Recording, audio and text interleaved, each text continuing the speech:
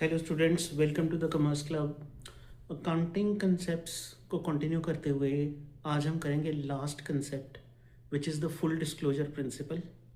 Okay, इसके बाद हम we will move to conventions. ठीक है, वो भी 4-5 ही हैं। सी, जो फुल डिस्क्लोजर प्रिंसिपल है वो क्या कहता है? According to this principle, all the information, all the accounting information should be prepared in such a way कि जो भी हम accounting, what is accounting information, the preparation of the financial statements, it should be prepared in such a way that all the material information needed by the users of financial statement is clearly disclosed। क्या कहना चाहता है?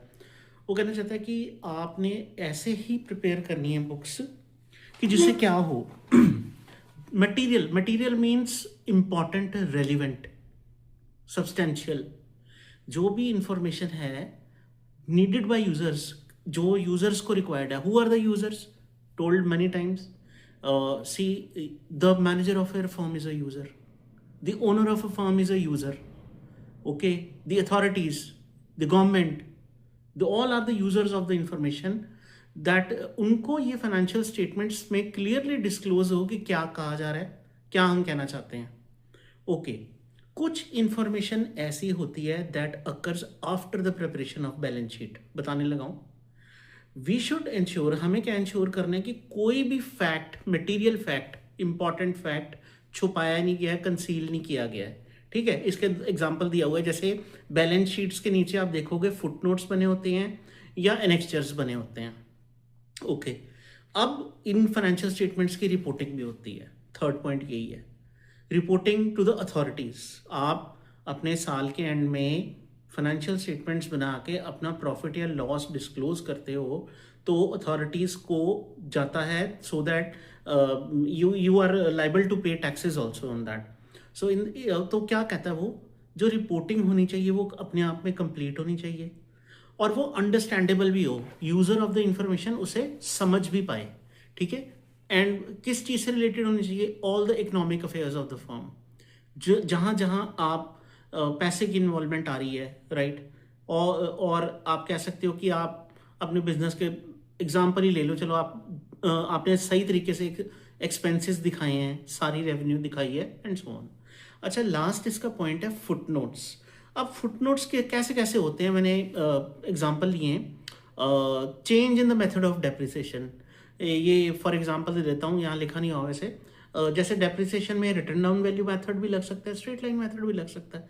जौन सा method लगाया हुआ है आपने, आपने नीचे फुट नोट में बताना जरूर है। Okay, method of valuation of stock. Okay, do you remember cost और market price whichever is less. Now market value of investments, जो आपकी इन्वेस्टमेंट्स है उनकी मार्केट वैल्यू अगर उठाई है आपने, फॉर एग्जाम्पल ग्रोथ हुई हुई है तो आप लिखोगे फुटनोट में कि मैंने मार्केट में। एंड फाइनली कंटिंजेंट लाइबिलिटीज मैंने करवाई हुई हैं। मैं एक्सपेक्ट करता हूँ कि आप इसको मेरे को कमेंट करके बताओ कि what is a contingent liability. ठीक है, अब हम करते हैं कन्वेंशंस। अकाउंटिंग कन्वेंशंस बेसिकली है क्या? These are exceptions to the basic accounting principles.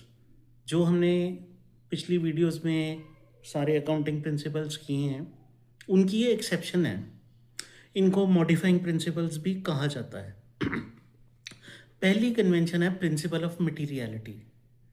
देखो, material means something very important, something of great importance. कैसे? ये किस चीज़ की एक्सेप्शन है? मैंने अभी अभी बोला कन्वेंशंस आर एक्सेप्शंस, तो हमने अभी स्टडी किया था फुल डिस्क्लोजर प्रिंसिपल, ये उसकी एक्सेप्शन बनती है। एक्सेप्शन मीन्स क्या कहती है कि जो आइटम्स इनसिग्निफिकेंट हैं या जिनका इफेक्ट इनसिग्निफिकेंट है या वो यूज़र के लिए इंपॉर्टेंट नहीं है, रेलिवेंट नहीं है, उसको ना डिस्क्लोज किया जाए, they should not be disclosed. materiality often materiality of an item depends on nature and amount। ठीक है, वो कहता है ये जो अब आपने ग्राउंड ले करना है, आपने डिसाइड करना है कि ये आइटम मटेरियल है कि इमटेरियल, किस पे डिपेंड करेगा? उसकी नेचर और अमाउंट पे। आपकी बुक का एग्जांपल दे रहा हूँ, ये ए और बी मान लीजिए दो फर्म है। ओके, हो सकता है कि एक आइटम जो एक फर्म के लिए मटेरियल है वो दूसरी फर्म के लिए इमटेरियल हो। Example, cost of tools. ठीक है, रिपेयर वर्कशॉप होती है हर एक फैक्ट्री में, जैसे बॉडी शॉप भी होती है जहाँ डेंटिंग पेंटिंग होती है, रिपेयर वर्कशॉप का एग्जाम्पल है।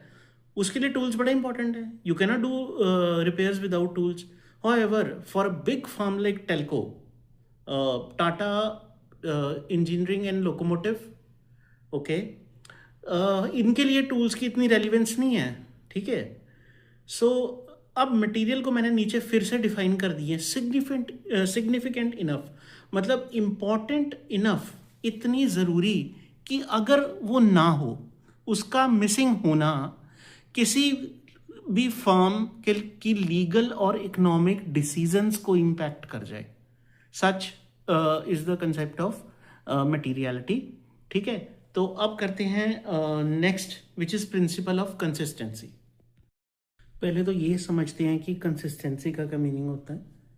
एक something which stage the same. अच्छा, वो सिर्फ सेम ना हो, आई मीन रेगुलर भी हो, सेम भी हो, रेगुलर भी हो, एक सेट प्रिंसिपल्स को फॉलो करता हो विदाउट एनी कॉन्ट्रडिक्शंस। अब पढ़ते हैं, what does principle of consistency states. Accounting procedure, sorry मैं ज़रा इसको जूम ठीक करता हूँ।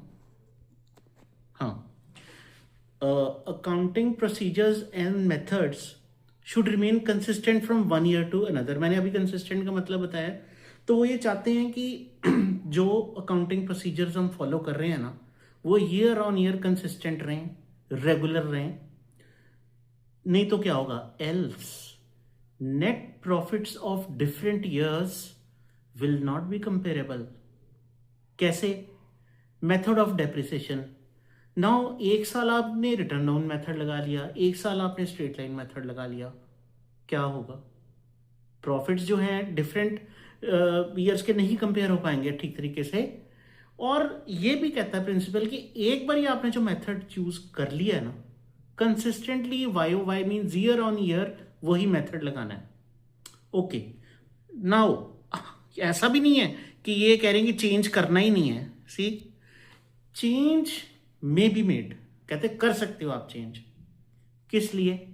अगर कोई आपको इम्प्रूव टेक्निक्स ऑफ अकाउंटिंग मिलती हैं, आप अडॉप्ट करो।